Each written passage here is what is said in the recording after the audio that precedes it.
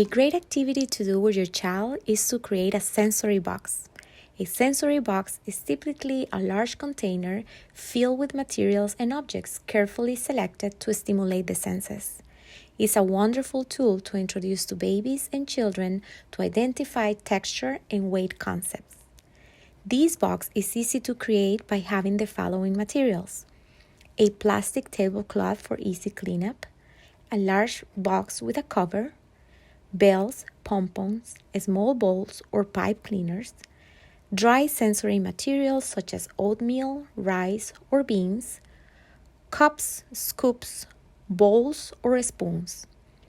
You can add a cardboard tube to the box so children can also experiment learning concepts such as in and out. This simple activity is great for the cognitive development when feeling textures while exploring, motor development, because feeling and dumping help your child control the muscles to use tools, and language, learning words as you talk about what you are doing. Make sure this activity is conducted under your supervision to avoid any potential choking hazards.